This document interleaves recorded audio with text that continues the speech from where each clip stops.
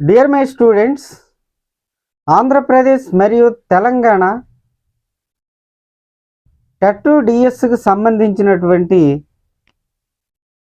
ముఖ్యంగా ఎస్జిటి మ్యాథ్స్కి సంబంధించి మొత్తం అన్ని అధ్యాయాల నుండి కొన్ని ముఖ్యమైన లెక్కలు ప్రతి చాప్టర్ నుండి సేకరించి మీకు యూట్యూబ్ ద్వారా ఫ్రీగా అందించడం జరుగుతుంది.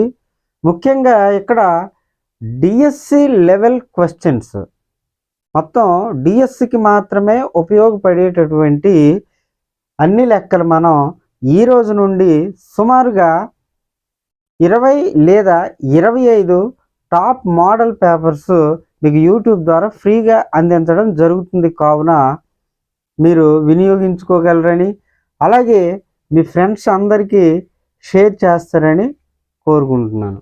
మొదటి లెక్క మనం చూసుకున్నట్లయితే 792 యొక్క ప్రధాన కారణాంకాల లబ్ధమును a cube into b square into సిగా వ్యక్తపరిచిన a plus b plus c యొక్క విలువ. చూడండి ఫ్రెండ్స్, ఇప్పుడు మనం 792ని మనం ఏ విధంగా రాసుకుంటాం? ప్రధాన కారణాంకాల లబ్ధంగానంటే ఈ విధంగా అనమాట. 2 3 6, 2 9 18, 1 2 6, అలాగే 2 1 2, 2 9 18, 2 8, అలాగే 2 9 18, 2 9, అలాగే 3 చేత 3 33, అలాగే 3 చేత 3 11. అనగా ఇక్కడ ఇప్పుడు మనం ఏ విధంగా రాయగలం? 2 ఇంటూ 2 ఇంటూ 2 అంటే 2 క్యూబ్గా రాసుకోవచ్చు. అలాగే 3 ఇంటూ 3 అని అంటే 3 స్క్వేర్గా రాయొచ్చు. ఇంటూ మిగిలింది ఎంతండి? 11. అంటే మనకు ఈ రూపం వచ్చింది కదండి. ఏ క్యూబ్ అంటే ఇక్కడ 2 క్యూబ్, అలాగే బి స్క్వేర్ అంటే ఇక్కడ 3 స్క్వేర్, సి అంటే మనకు సింగిల్గా ఏం మిగిలింది? 11. అనగా ఇప్పుడు ఈ రెండుని ఏ అనుకోండి, దీన్ని బి అనుకోండి, దీన్ని సి అనుకోండి. అయితే మనం 792ను ప్రధాన కారణాంకాల లబ్ధంగా రాస్తే మనకి ఈ మోడల్ వచ్చింది కదండి. అయితే మనకు ఈ విలువ అడిగాడండి. ఏ ప్లస్ బి ప్లస్ సి విలువ అడిగాడు. అంటే ఇక్కడ ఏ విలువ 2 అవుతుంది, ప్లస్ బి విలువ 3 అవుతుంది, అలాగే సి విలువ ఇక్కడ 11 అవుతుంది. ప్లస్ కనుక కలపండి, 5 11 ఎంత? 16. కావున ఆప్షన్ 4 రైట్ ఆన్సర్ అవుతుంది. నెక్స్ట్ రెండో లెక్క ఒకసారి చూద్దాం. మనం రెండో లెక్క చూసుకున్నట్లయితే విభాజ్యం 5234, భాగఫలం 15, శేషం 14 అయిన విభాజకం ఎంత? అయితే మనం ఆప్షన్ నుండి తీసుకుంటే మనకు చాలా టైం పడుతుందండి. ఈ విధమైనటువంటి లెక్కలు అడిగినప్పుడు మనం ఏం చెయ్యాలంటే ఇక్కడ విభాజ్యం ఎంత ఇచ్చాడండి? 52/34. ఇక్కడ భాగఫలం ఎంత అండి? 15/15 భాగిస్తే సరిపోతుందండి. ఈజీ, సింపుల్ అనమాట. ఆప్షన్ నుండి అయితే మనం ఈ 5234ని దీని చేత ఒకసారి భాగించాలి, అలాగే దీని చేత ఒకసారి భాగించాలి. అలా సరి చూసుకునేసరికి మనకు టైం వేస్ట్ కదండి. కానీ సింపుల్గా ఏం చేయాలని అంటే ఈ రెండింటిని మనం భాగిస్తే సరిపోతుంది. ఇప్పుడు చూద్దాం. 15 3 45 ఎంత మిగులుతుంది? ఇక్కడ 52 ఉంది అంటే 7 మిగులుతుంది. 73, 15 4, 15 5 75 ఎక్కువ అయిపోతుంది. 15 4, 15 4 ఎంత? 60.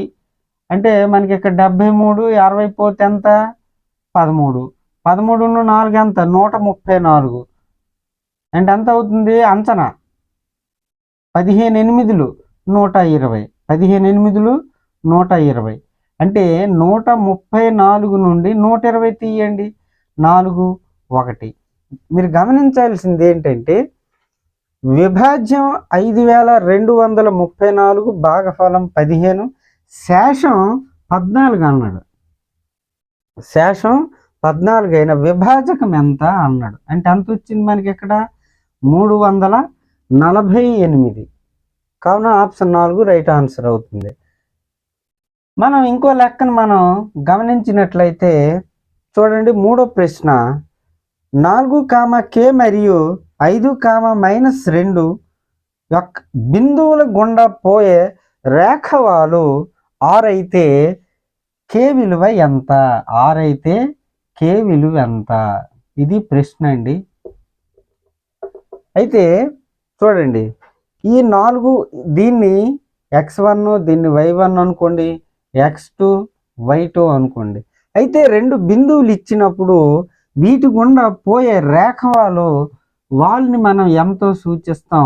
ఫార్ములా ఏంటంటే y2 - y1 / x2 - x1. ఇది ఫార్ములా. అదే రెండు బిందువుల మధ్య దూరం అడిగాడు అనుకోండి, రెండు బిందువుల మధ్య దూరం అడిగినప్పుడు √x2 - x1 whole square plus y2 - y1 whole square. మీరు గమనించాలి, వాళ్ళు అడిగితే ఈ ఫార్ములాని మనం అప్లై చేయాలి. అదే రెండు బిందువుల మధ్య దూరం అడిగినప్పుడు మనం ఈ ఫార్ములాని యూజ్ చేయాలి కంపల్సరీ. అయితే ఈ రెండు బిందువులు గుండా పోయే రేఖవాలు ఎంత ఇచ్చాడండి? 6 ఇచ్చాడు. ఒకసారి చూద్దాం. y2 అంటే ఇక్కడ -2 మైనస్ y1 అంటే k బై x2 అంటే 5, x1 అంటే 4, అంటే 5 - 4. కానీ లెక్క ప్రకారం వీటి యొక్క వాలు ఎంత ఇచ్చాడండి? 6. చూద్దాం. -2 k 5 - 4 అంటే ఎంత అండి? 1 కదా, బై 1 వేద్దాం పోనీ, మీ ఇష్టం. 6 అడ్డగుణకం చేస్తే ఏమొస్తుంది? -2 - k = 6 1 6. మన k వాల్యూ కావాలి కనుక -k = 6 -2 ఏమవుతుంది? +2 అవుతుంది. దేర్ఫోర్ k = 6 + 2 ఎంత? 8. ఇక్కడ మైనస్ ఉంది కనుక మైనస్, అంటే k విలువ ఎంత? -8. ఈ విధంగా చెయ్యాలి. 4వ లెక్క. ఇంతకుముందు వీడియోలో కూడా మీకు ఈ లెక్క చెప్పడం జరిగింది. 11 చే భాగించబడాలంటే మనకు 7, 0, 1, 6, 9, 3, 0, 5కు కలపవలసిన కనిష్ట సంఖ్య ఏది? మనకి ఇక్కడ 3 ఆప్షన్స్ ఇవ్వడం జరిగింది. ఇప్పుడు 3ని కలిపినట్లయితే ముందుగా 11 యొక్క భాజనీయత సూత్రం రావాలి. ముందు వీడియోలో మనం ఈ లెక్క ఆల్రెడీ చెప్పుకున్నాం, మీరు చేయాల్సి ఉంటుంది. 5వ లెక్క చూడండి. 1/2, 3/4, 5/3, 1/12, 1/6 యొక్క మధ్యగతం అడిగాడు. మనకు మధ్యగతం 3 విధాలుగా అడిగే అవకాశం ఉందండి. 3 విధాలుగా ఏ మోడల్ అయినా అడగొచ్చండి. కంపల్సరిగా మనకు సాంఖ్యక శాస్త్రం నుండి మధ్యగతం లేదా బాహుళకం లేదా సగటు, ఈ మూడింటి నుండి కంపల్సరిగా మనకు అడగడం జరుగుతుందండి. తర్వాత చూడండి, ఈ విధమైన ప్రశ్న అడిగినప్పుడు 1/2, 3/4, 5/3, 1/12, 1/6 వీటి యొక్క మధ్యగతం అడిగాడండి. భిన్న రూపంలో ఉన్నప్పుడు మనం ఏ విధంగా చెయ్యాలి? లేదా మనకు ఈ విధంగా అడిగాడు అనుకోండి, 2, 3, 4, 5, 6 ఈ విధంగా లెక్కిస్తూ మధ్యగతం అడిగితే ఎంత అని చెప్తాం? 4 అని చెప్తాం. అలాగే పాయింట్లో ఇచ్చాడు అనుకో, 1.1, 2.2 లేదంటే 3.2 ఈ విధంగా ఇచ్చినప్పుడు మనం ఈజీగా ఐడెంటిఫై చేయగలం. కానీ భిన్న రూపంలో ఉన్నప్పుడు మనం ఏ విధంగా చెయ్యాలి? దీన్ని మనం 2 విధాలుగా చేయవచ్చునండి. మీకు ఏ మోడల్ నచ్చితే మీరు అది ఫాలో అవ్వండి. 2 విధాలుగా చెప్తాం. దీన్ని భిన్న రూపంలో ఉంది కనుక ముందు హారములు కసకట్టి చెయ్యొచ్చు. లేదంటే ఇక్కడ ఈ 1ని 2 చేత భాగించాలి, లేదా 3ని 4 చేత భాగించాలి. ఈ విధంగా కూడా మనం ఈజీగా చేయగలం. ఒకసారి చూద్దాం. మొదటి పద్ధతి. ఇప్పుడు 1/2 ఉంది కదండి, ఈ 1ని 2 చేత భాగించండి. ఎంత అవుతుంది? సరిపోదు కనుక 0.10 అవుతుంది. 2 5 10. అలాగే 3ని 4 చేత భాగించండి. ఏమవుతుంది? 0.30 అవుతుంది కదా. 4 7 28, ఇంకా 2 మిగులుతుంది 20, 4 5 20. అలాగే ఇక్కడ 3 1 3, 2 మిగులుతుంది పాయింట్, 3 6 18, ఇంకా 2 మిగులుతుంది మనకి. ఇంకా అలా వస్తూనే ఉంటుందండి 6, కనుక అంతటితో ఆపేద్దాం. తర్వాత 1/12 ఒకసారి చూద్దాం. 0 పాయింట్ పెడితే మనకు 10 అవుతుంది, ఇంకో 0 పెడితే ఎంత అవుతుంది, 100 అవుతుంది. 100 12 8 96, ఇంకా అలా చేసుకుంటూ పోతే ఇంకా వస్తుందండి. 1/6 అంటే 0.61 6, 40 మిగులుతుంది. 6 7 6 36 ఆపేద్దాం. ఇప్పుడు చూద్దాం.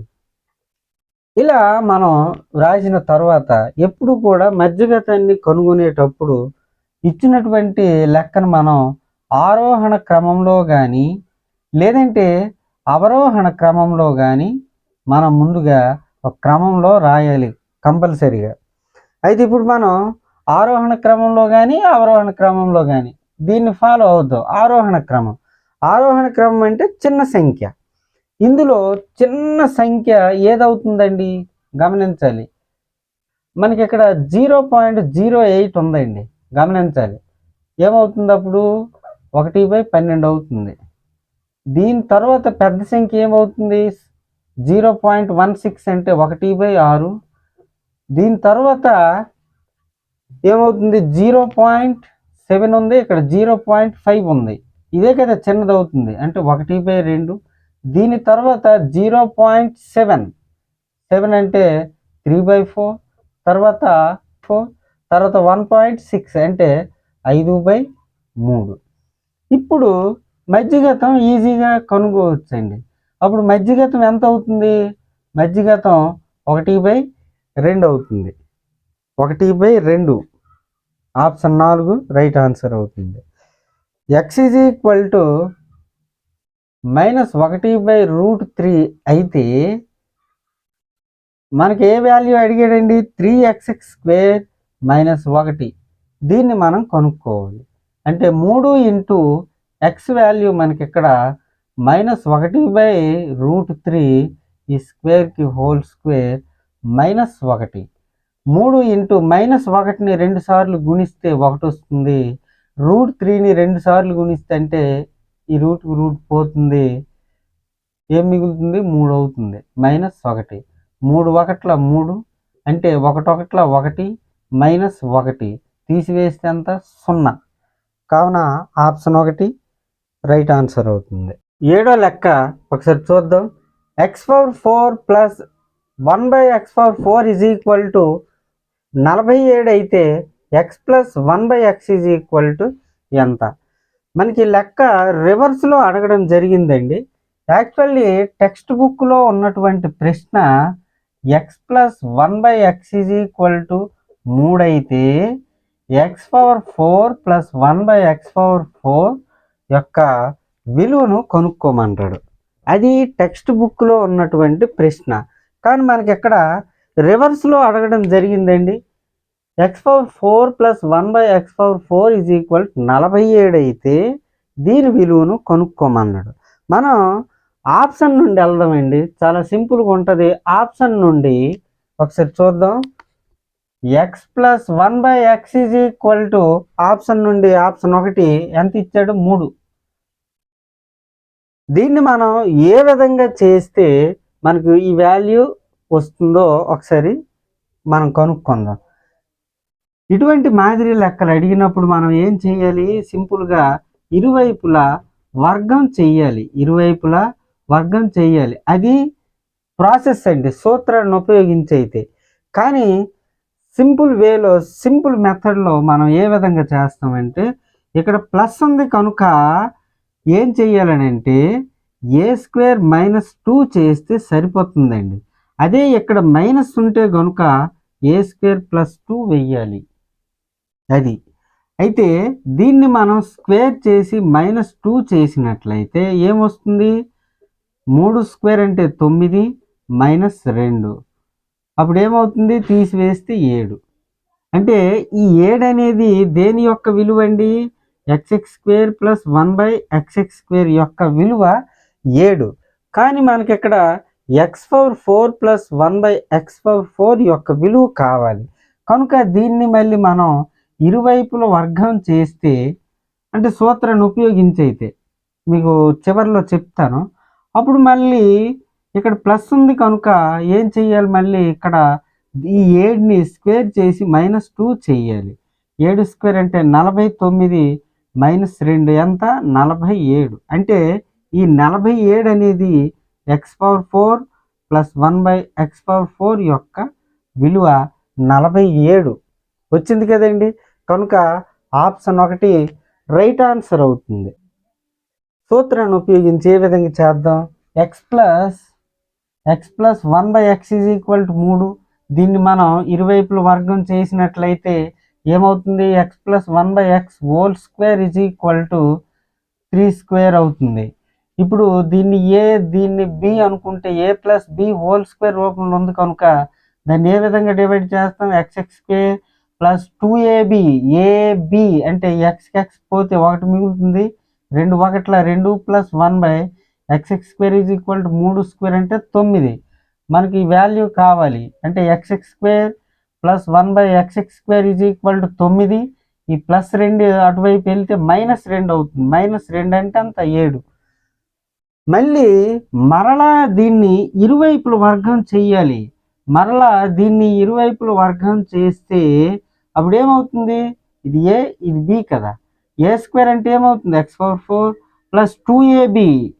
ab అంటే 2 పోతే 2 1 2 ప్లస్ 1/x² హోల్ స్క్వేర్ అంటే ఏమవుతుంది, 1/x⁴ అవుతుంది. 49 7² అంటే x⁴ ఈ వాల్యూ కావాలి కదా.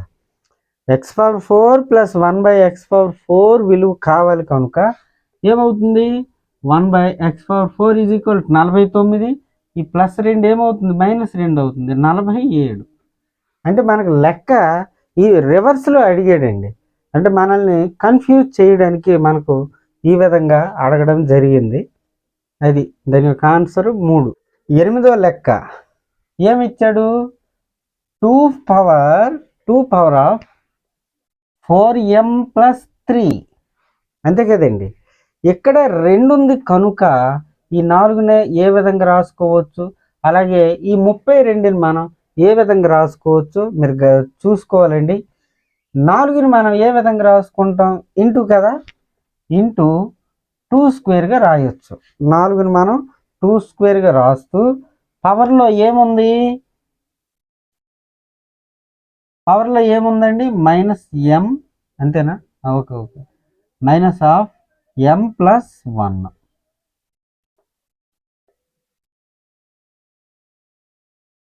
తర్వాత = 32ని ఏ విధంగా రాసుకోవచ్చు, ఇక్కడ 2 ఉంది, 4ని 2² రాసాం. అలాగే 32ని కూడా మనం 2 పవర్ 5గా రాయగలం.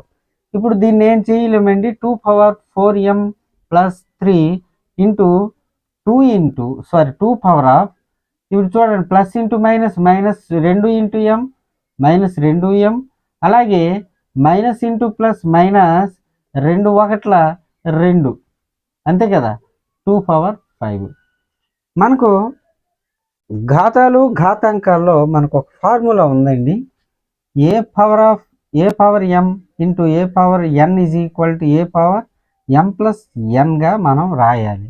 అంటే భూములు సమానంగా ఉన్నాయి కనుక అప్పుడు ఈ ఘాతాంకాలు ఏం చెయ్యాలి, కలపాలి. అంటే ఇక్కడ భూములు ఏ విధంగా ఉన్నాయి, సమానంగా ఉన్నాయి కదండి. అంటే 2 power 4m plus 3 plus into minus అవుతుంది, 2m minus 2 = 2 power 5. 4m minus 2m ఏమవుతుంది, 2 పవర్ తీసివేస్తే ఎంత, 2m plus 3 minus 2 plus 1 = 2 power 5. ఇక్కడ కూడా భూములు సమానంగా ఉన్నాయి కనుక మనం a power m = a power n. అంటే భూములు సమానం కావున ఘాతాంకాలు కూడా సమానం కావాలి. అంటే 2m ప్లస్ 1 = 5, 2m = 5 మైనస్ 1 అవుతుంది, అలాగే ఎంత 4. అంటే ఇక్కడ m విలువ ఏమవుతుంది, m = 4/2, 2 రెళ్ళు. అంటే m విలువ ఎంత అండి, m విలువ ఎంత 2 అంటే ఆప్షన్ 2 రైట్ ఆన్సర్ అవుతుంది. 9వ ప్రశ్న చాలా సింపులేనండి. ఒక దీర్ఘ చతురస్ర పొడవు వెడల్పులు వరుసగా 2m + 3 3m - 4 అయితే దీర్ఘ చతురస్రం యొక్క వైశాల్యాన్ని కనుక్కోమన్నాడు. అంటే పొడవు ఇక్కడ 2m + 3 వెడల్పు 3m - 4. ఇక్కడ దీర్ఘ చతురస్రాకార వైశాల్యానికి సూత్రం తెలిస్తే ఈజీగా ఉంటుందండి. దీర్ఘ చతురస్ర వైశాల్యానికి సూత్రం ఏంటండి? పొడవు ఇంటూ వెడల్పు. పొడవు ఎంత ఇచ్చాడు? 2m + 3 ఇంటూ వెడల్పు 3m - 4. ఈ రెండింటిని గుణిస్తే సరిపోతుందండి.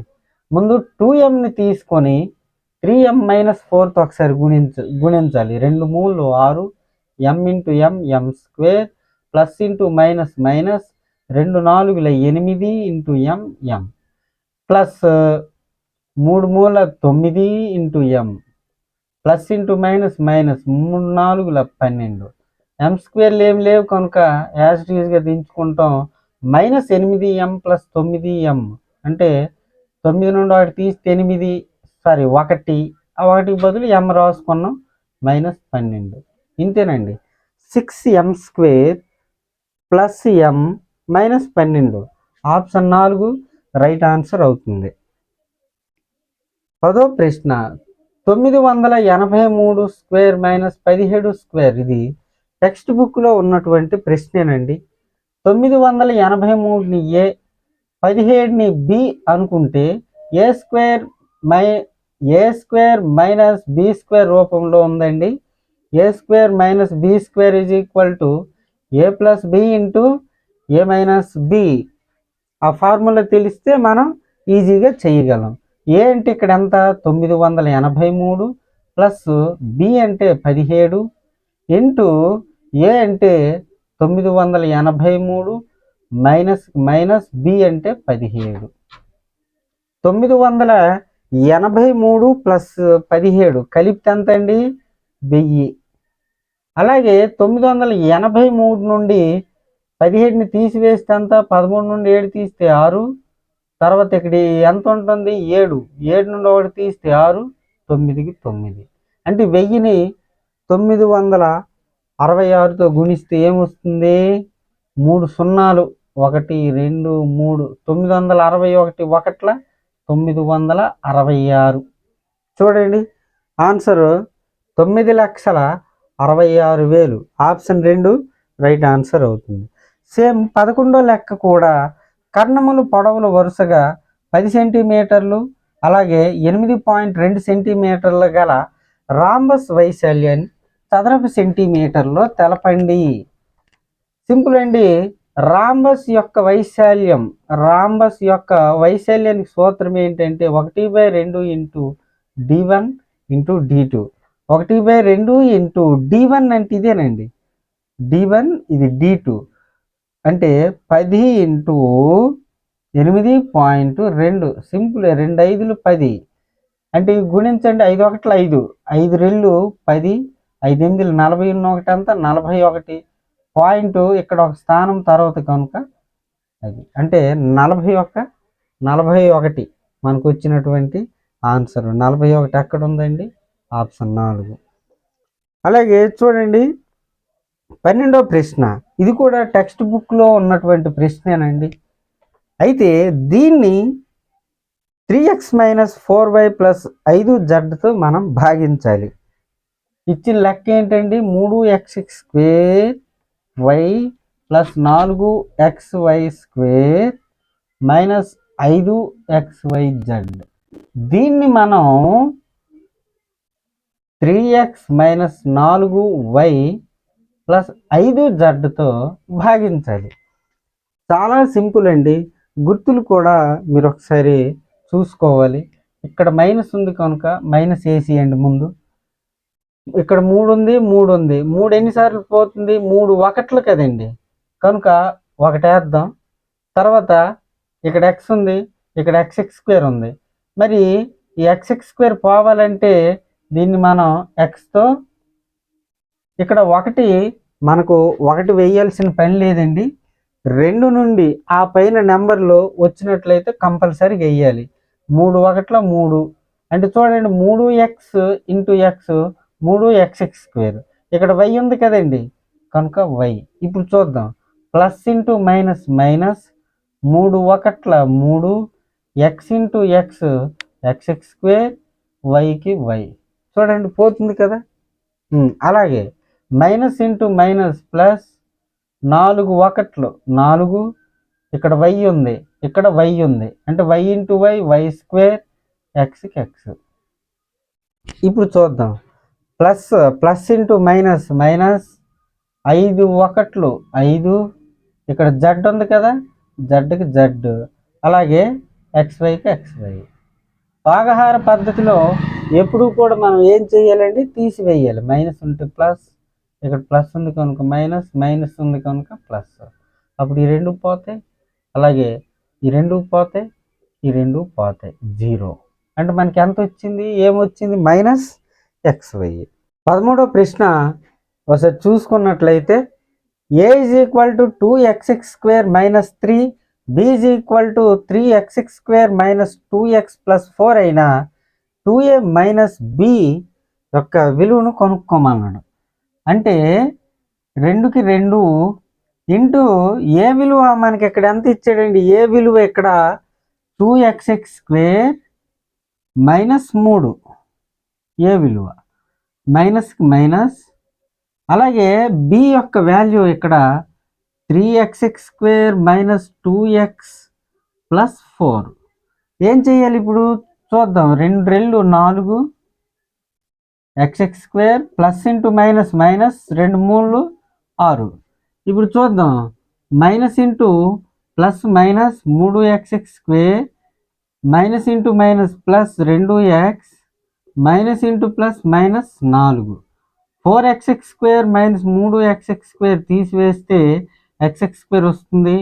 తర్వాత ప్లస్ 2x, 2xలో xలు మరి ఇంకేమి లేవు కనుక యాజ్ ఇట్ ఈజ్గా దించుకున్నాం. -6 -4 ఎంత, -10. అంతేనండి ఆన్సర్, x² + 2x - 10. అంటే ఆప్షన్ 2 రైట్ ఆన్సర్ అవుతుంది. ఇటువంటి మోడల్లో మనకు ఈ విధంగా కూడా అడిగే అవకాశం ఉందండి. కంపల్సరీగా డిఎస్సిలో దీని నుండి, ఈ మోడల్ నుండి మనకు ఒక బిట్ రావడం జరుగుతుంది. ఉదాహరణకు a = సమ్ వాల్యూ, అలాగే b విలువ ఇస్తాడు, అలాగే c విలువ ఇస్తూ ఈ విధంగా కూడా అడగొచ్చండి. a + b + c లేదంటే -c. ప్రతి టెట్ డిఎస్సిలో కంపల్సరీగా ఈ మోడల్ కానీ అడగడం జరుగుతుంది, గమనించగలరు. తర్వాత 14వ ప్రశ్న, చతురస్రం యొక్క వైశాల్యం 196 చదరపు సెంటీమీటర్లైన దాని భుజం సెంటీమీటర్లలో తెలపండి. మనకు వర్గమూలాలు వాటి గురించి తెలియాలి. అలాగే ఇక్కడ చతురస్రం యొక్క వైశాల్యం కూడా తెలియాలి కంపల్సరీ. చతురస్ర వైశాల్యానికి సూత్రం ఏంటి, చతురస్ర వైశాల్యానికి సూత్రం ఏంటి, భుజము ఇంటూ భుజము. ఆ భుజాన్ని మనం ఏ అనుకుంటే a ఇంటూ a² అవుతుంది, a ఇంటూ a² అవుతుంది వైశాల్యము. అంటే కానీ లెక్క ప్రకారం మనకి ఎంత ఇచ్చాడు, వైశాల్యం 196 చదరపు మీటర్లు, అయితే చదరపు సెంటీమీటర్లు. a = ఏమవుతుంది, 196. 196 యొక్క వర్గమూలం ఎంత, 14. అదే దీని యొక్క భుజం అవుతుంది. భుజం ఎంత, 14. వీటి గురించి మనం నెక్స్ట్ వీడియోలో ఇటువంటి మోడల్స్ ఎన్ని ఉన్నాయో అన్ని లెక్కలు నేర్చుకుందాం. అలాగే 15వ ప్రశ్న, ఒక సమబాహు త్రిభుజం యొక్క చుట్టుకొలత 3/2 సెంటీమీటర్లైన ఆ త్రిభుజం యొక్క భుజాన్ని సెంటీమీటర్లలో తెలపమన్నాడు.